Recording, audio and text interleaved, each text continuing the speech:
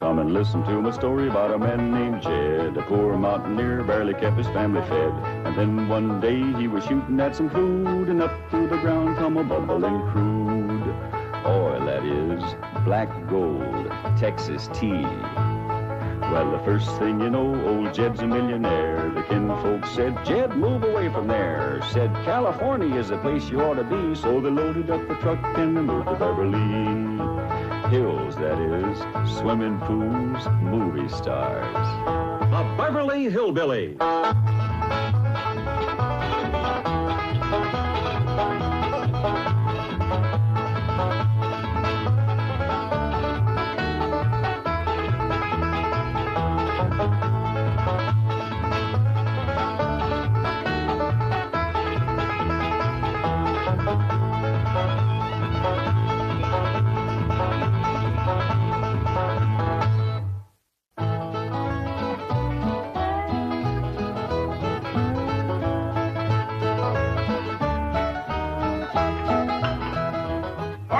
Jethro, tell us exactly what happened with Miss Drysdale.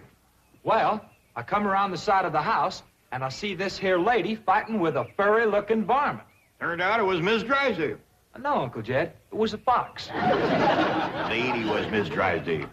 Oh, yeah. So I grabs up the shotgun, and I says, step aside, lady, and I'll shoot it. Well, instead of that, she whipped around and throwed that thing in the air. Well, I shot it on the fly. With both barrels. Blew my wife's fox fur to shreds. No wonder she fainted dead away. I caught her just in time. The chauffeur had to help me get her into the car. She was out like a light. She was stewed to the gills. You said it took 2 men to get her back in the car. You know, Jethro, could be that there fox was Miss Drysdale's pet. Why in tarnation would she want a sneaky old fox for a pet? 'Cause them kind of people are liable to do anything. What kind of people? Ask your pa. Well, I reckon I can't protect you from the ugly side of life forever. You see, Miss Drysdale is what city folks calls what was her husband called it, Granny? Hypochondriac. Yeah, that means she drinks a little. Well, let's be thankful for one thing, Mr. Drysdale. What's that? The tree outside the window. It completely obscures her view of the Clampett estate. Yes. And if that tree should ever lose its leaves and she gets one look at those hillbillies... It shall not happen. The Clampetts have agreed to accompany me to Palm Springs. Fine, fine. Now, you keep them there until I get Margaret back to Boston. Can do and will do. Maybe it's for the best that you know about that poor woman next door, Ellie. Now you can pitch in and help us get her cured. Yep. I'll need you to help find the makings from a sobering up mash. That's what I'll give her first. But Miss Jane said she was taking us to Palm Springs. Folks don't run off and leave the neighbors when he's in trouble. What are you going to need for your sobering up mash, Granny? Well, most of the stuff I got. But it takes pecan root, wretchweed, sourdough, skunk oil, chimney soot, spider webs, horsebeard, snakewort, pepper leaves, chicken gizzards, stump water, coal oil, slippery elm ooze, and turpentine, and a few more things that's secret. Oh, and the biggest toad you can find. Granny, you use a live toad? That's just for testing. I give it a swaller to see how far it jumps. Last time Granny used a sobering up mash, set a new record. Clean over the top of Elverny Bradshaw's clothesline. That's tall jumping for a toad. Oh, this wasn't no toad. This was Elverny's husband, Homer. It was him Granny was sobering up. Wellie, if you're going out in the brush hunting stuff for Granny, you'd best put on some old clothes. Okay, Pop. Well, let's get it going.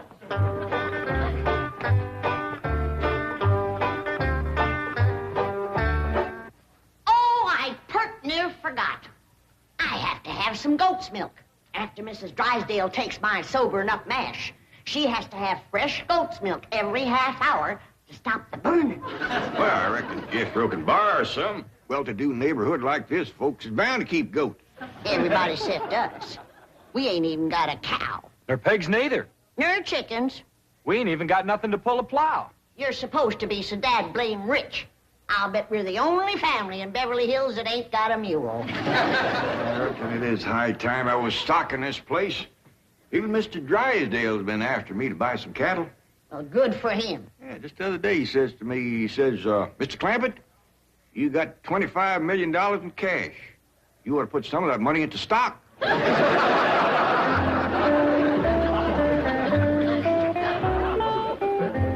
Well, we better get busy now if we're going to find...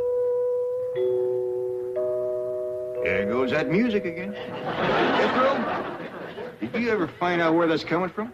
No, sir, I didn't. Every time I went to looking for it, somebody always come to the door. This time I'm gonna find it for sure. Yeah, good hunting. Me and Granny will be figuring out what stock to buy.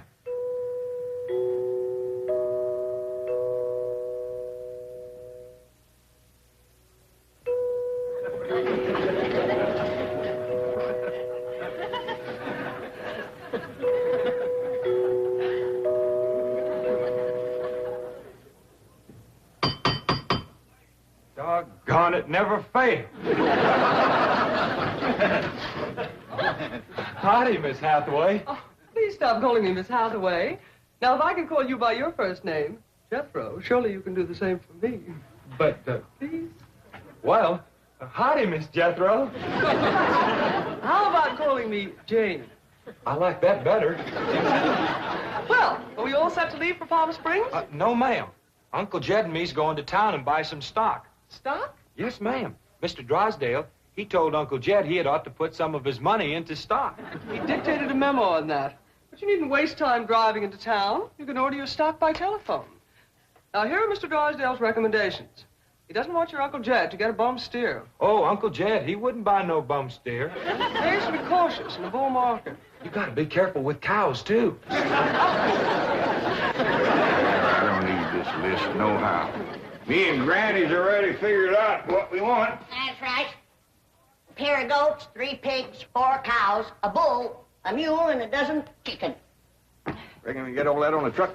Don't have to. Miss Hathaway says just call on the telephone and they bring them out. Oh, now, ain't that nice? Hello? Jed, I watched that banker feller. You have to stick your finger in them holes and spin her a while. All right.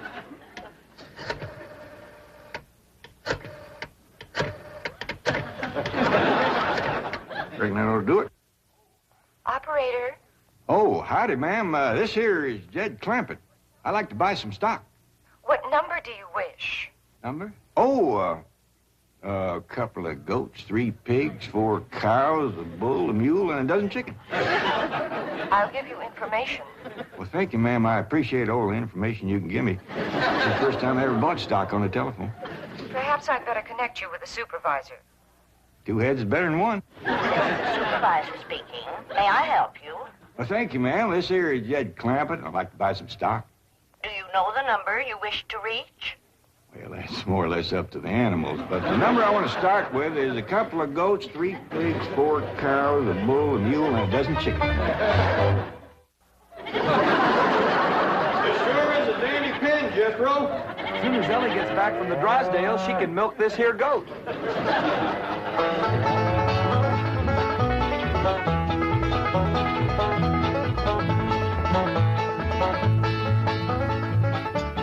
Mr. Drysdale sure has got a nice house, ain't he, Granny? Yep. Nice house, nice car, nice job. But the evil of drink has sure laid a heavy hand on his heart. Never forget, Ellie, drinking is a curse. But you take a drink now and then, Granny. Never more than a thimbleful.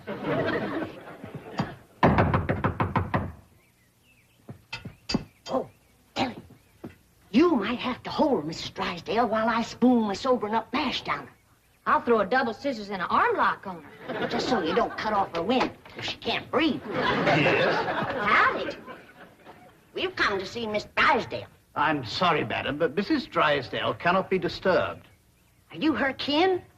I'm a butler. Oh, that must have been her maiden name. You are taking care of her, are you? I am a butler, madam. Well, I'm glad to see that her family ain't ashamed to help her. Whom shall I say called? Well, this here's Granny, and I'm Ellie Mae. Pa and Jethro would have come too, but they're busy with the cattle. Very good. Hold on now. We've come to see Miss Drysdale. Mrs. Drysdale is indisposed, madam. She is not receiving. Oh, still sleeping it off, huh? Well, when she comes to, you just spoon half of this down her and then stand back. Yeah, she'll commence to doing some tall jumping. Don't bite you.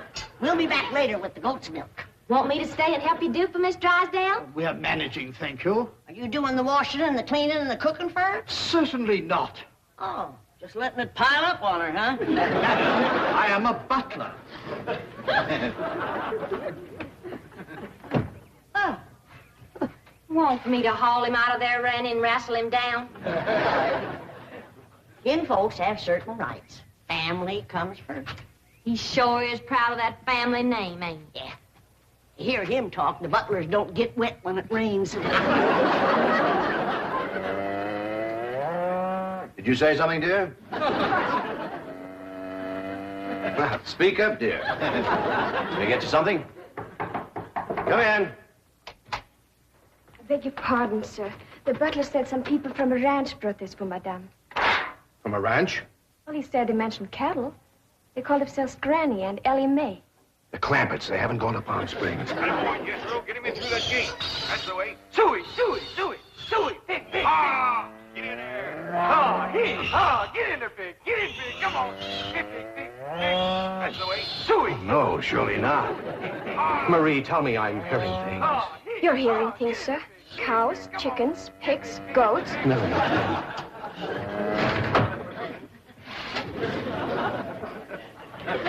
Anything I can do, sir? Pray, Marie. Pray. Yes, sir, Mr. Drysdale. I finally took your advice and put some of my money into stock. How's that goat milk, Ellie? Just fine, Pa. This sure is a dandy pen, Mr. Drysdale. Yeah, good stout fence around outside. Of course, that one across the middle ain't so much. Bulls already jumped it twice and ain't even mating season.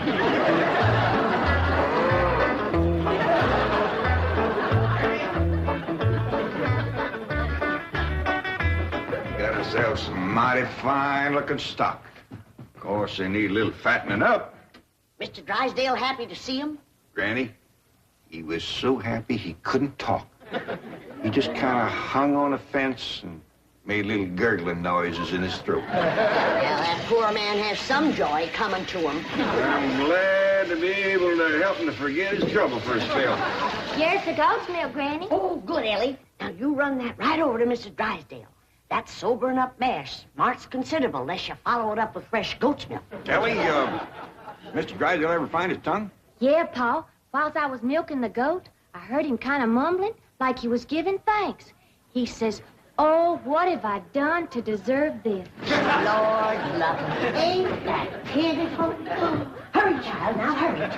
You know, Granny, it gives a person a mighty good feeling to help a neighbor. You betcha. And he needs us, because his wife's kin ain't no help. Who's that? That high and mighty Mr. Butler. That's who came to the door when Ellie and me took the mash over. Wouldn't let us see Miss Drysdale. Well, now, you can't hardly blame him for not wanting folks to see it. Uncle Jed, the bull jumped that little fence again, so I tied him back over on his side. Where's Mr. Drysdale? I asked him to come in for some coffee. It was the funniest thing what happened to him. You know how he was hanging on the fence of the stock pen, kind of gurgling and mumbling happy-like? Yeah. Well, all of a sudden, he points up towards his house and says, "My wife, that's her window." Then he goes tearing off into the bushes like a bear was after him. She took some mash and he seen her jumping. Like Ellie's gonna get there with the goat's milk just in time.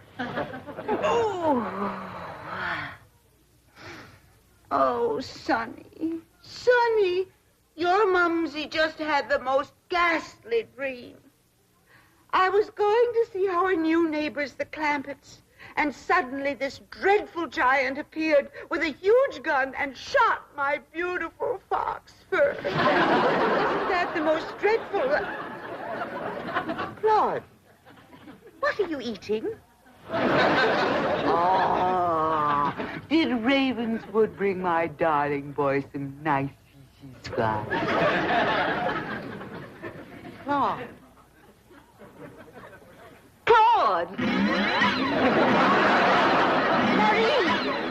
come and get Claude.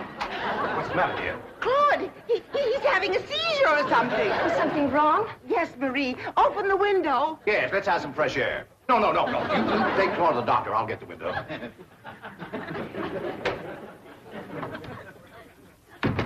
Well, darling, how do you feel? Dreadful. My nerves are shattered. Open the window, dear. Well, it might not be good for you, Margaret. Oh, don't be silly, Milburn. I need oxygen. Besides, I adore the fragrance of that jasmine that grows on the fence of that tennis court next door. Now, open the window. All right, dear, but first I have a surprise. Surprise? Don't move. I'll be right back.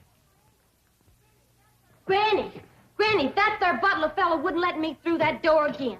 And he wouldn't take this milk, neither. Why not? He said he wouldn't touch nothing more from us without it was sterilized. What's sterilized? Oh, we had that in school once. That means soaked in alcohol.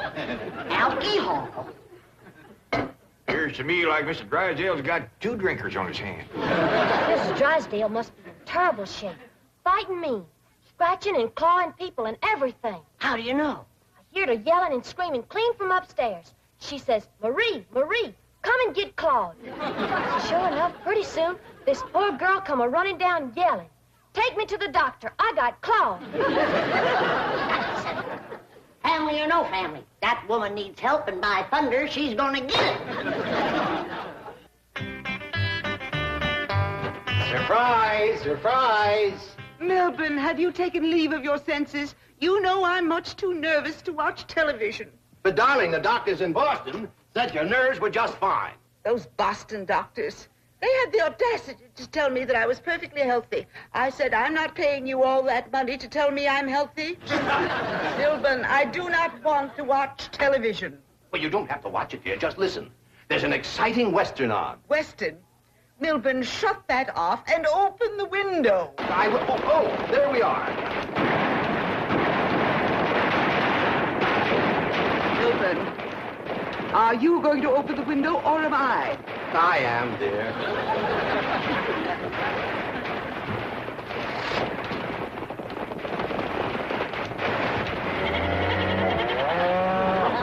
There, you see, the cattlemen and the sheepmen are fighting now. Well, if you won't turn it off, I will. Oh, dear, I do admit that's a very old plot, but I'm sure we can get something better. That's the window he pointed to right there. I've got to get some fresh goat's milk up to that woman some way. I could shinny up the tree and climb right in that window. Oh, Jethro, it ain't fitting for a man to be in a woman's bedroom. How about me? No, Ellie. You're too young to handle somebody wrestling in the grip of old John Barleycorn. I gotta get up there and have a goat handy to milk ever so often. I think I got it figured out, Granny. I'll get a rope, throw it over that limb, hoist you up to the window. Jethro, you get that Mr. Butler away from the front door. Then, Ellie, you take the nanny goat, lead it upstairs to her room for Granny. All right, Paul. But that little goat ain't gonna do nothing unless it's got that little chicken sitting on his back. That's all right. Raw egg ain't going to do Mrs. Drysdale a bit of harm.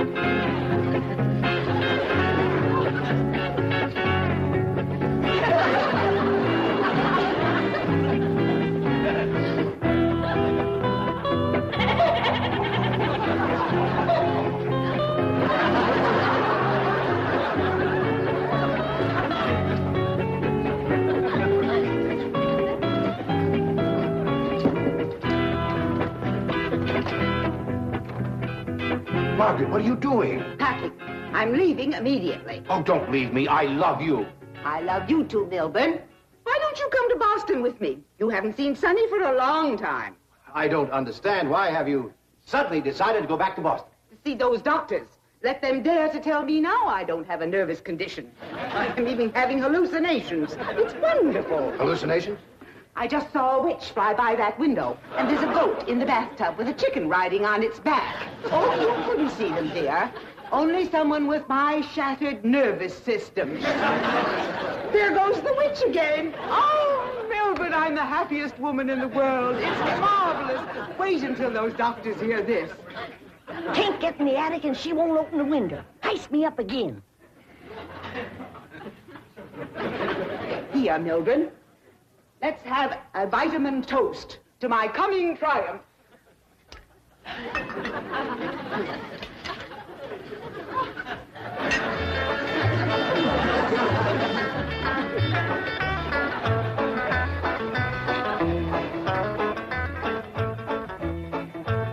It's too late, Jed. What do you mean, Granny? We didn't get to her in time. Now she's got her husband on the stuff.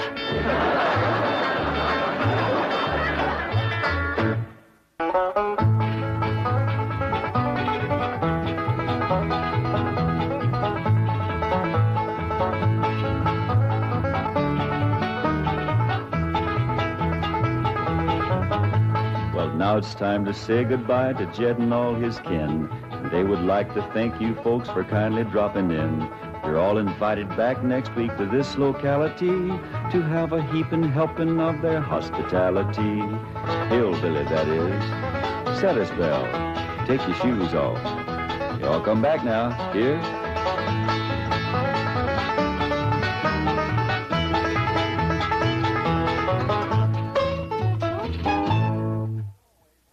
This has been a Filmways presentation.